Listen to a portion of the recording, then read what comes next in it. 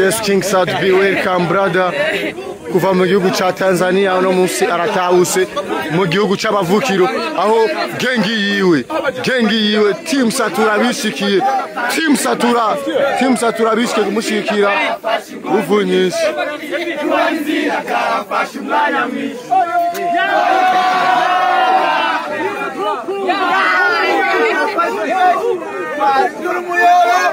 urugendo ruzirarenge gucigirenge kandi mutiro bituma kuyangiro bashigimbere bari gusara ngira pakatiro bashigimbere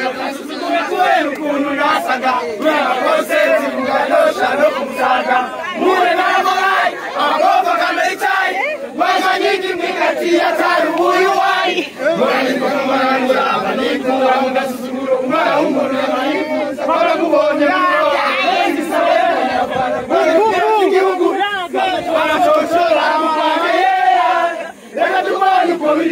tuzinanye umweranga kwisi urawukiriho jewe itonzi n'umwana gihugu yaci yatenge n'umwana vuga kukana ubwenge bw'umwana w'umusomero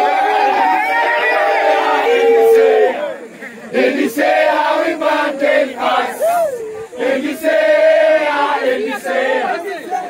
say how we put them fire kuwagizina byarafashe ingugu nyinshi kuwagizina byarafashe umwanya mwinshi kuwagizina byarafashe ingugu nyinshi umwanya mwinshi nange ibimazi sasa hivi tuko wakali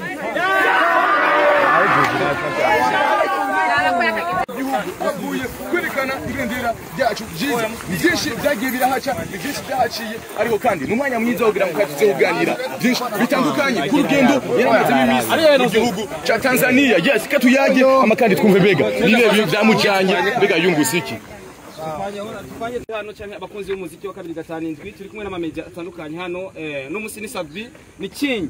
of Buja Music ni wari hano nayo mpamvu haje abantu kumushigikira na cyane cyane kumugumbira ntawe yakuye mu rugo ariko yakoze post ati abantu bifuza kuza kungumbira muze ku kibuga cy'indege aba bose mubona hano bose bikuye mu rugo turakwakiye Sadbi umeze neza wiyumva gute ubonye abantu bangana gute guca abantu bakunda umuziki wawe abantu bambaye ndetse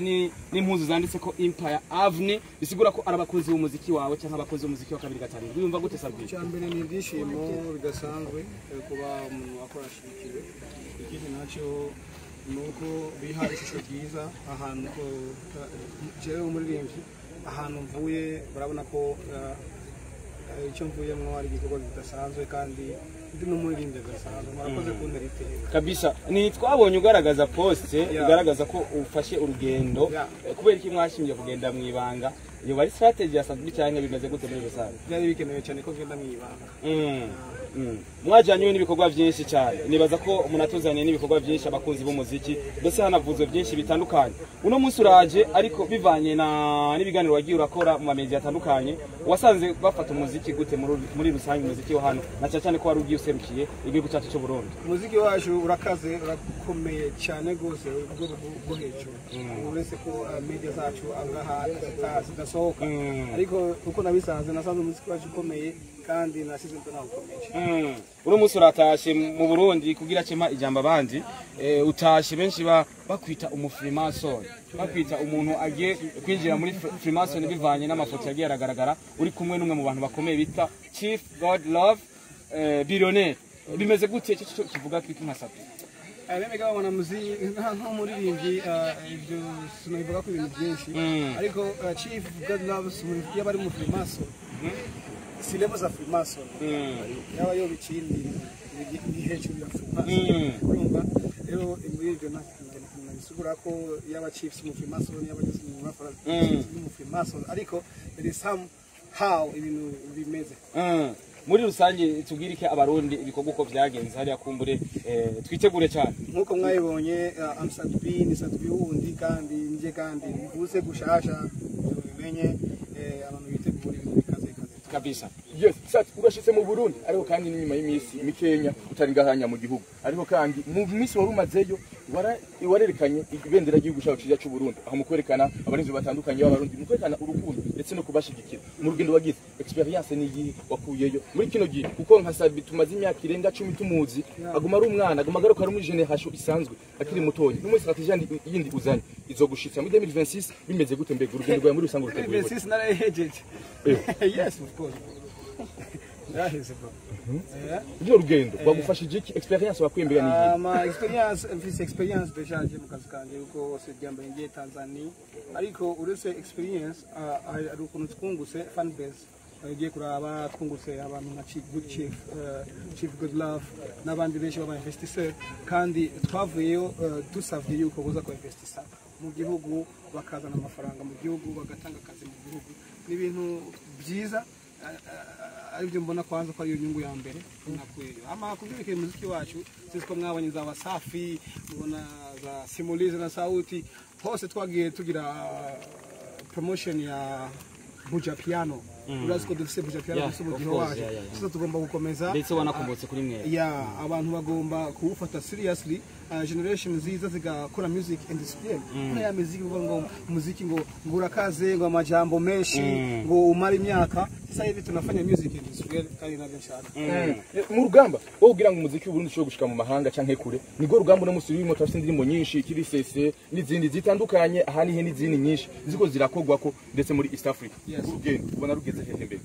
urugendo ni rwiza uretse ko turabaririmbyi babiri batatu turikora neza ariko dukeneye abaririmbyi benshi buri nka 10 barungika ibikorwa hanze bigafatana kugira ibikorwa mubona za KCC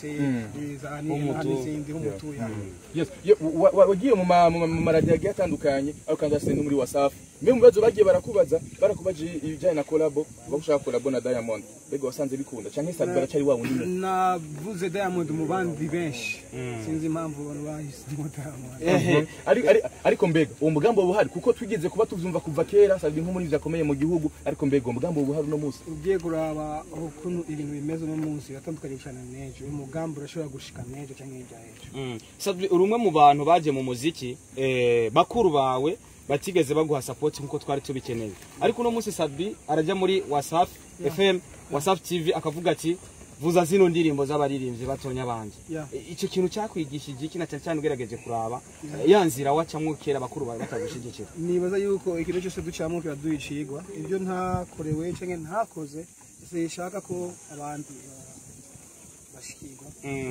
no that's why no music promoting music ndundi muri gusange jewe sidi muri generation ntago ndi muri generation ariko gusa byaranse ko generation indeka cyangwa konta ireka iyi ni generation y'abaki good romati n'abandi but barakeneye cyane umuntu nk'umuyobozi kugira ngo abayoborere rero ndagaruka muri generation yabo nkakinira nkakwera ama hits by the way sindabikore for success but I'm doing it kugira ngo baronke inzira kubera experience fise ndabashira inzira nziza n'umuziki mpuzamakungu. Yes, twarabonye mu gihugu cya Tanzania nyine ubana na Chief God Love nkuko babivuze ariko kandi benshi bazi yuko ari umukozi wa Satani nkuko babivuze ari hejuru ya Freemason nkuko babivuze ntatuzi ko ari hejuru ya Freemason uraza kubitubwira igituma kumbura usanga warabonye ubundi bushobozi burenze ariko kandi abantu benshi baragize ubwoba Barundi bamwe barashavura ati sabi ibintu ugiyemo mu Burundi so umuco wacu sati uremeye ko bagutanga igitambo jewe kugira ngo mbese ni Imana yabikoze muribuka nashitse ku isi yawe na mama ngeze mu bigero sangisira Imana yadukuye ahanda dushira ahanda icyizere n'umutima ikuma ibe Freemason ibe Illuminati bimwe mu bibazo bibiri novuga no musi turi muri Afrima Awards ndetse tugiye kujya no mu gihugu cya Belgique mu giteramo niyahe message woha abarundi muri rusangi kuri ivyo bintu bibiri karibu muze Sabi ni Alvin Gucci kuva muri yago nchonganisha na ubono umoyo ni Alvin Gucci kuva muri yaga Tech TV imboresha kure isanzwe bikora neza hano mu gihugu cyacu cyiza mfise ibibazo bishika kuri bine nkeneye kukubaza King Sabi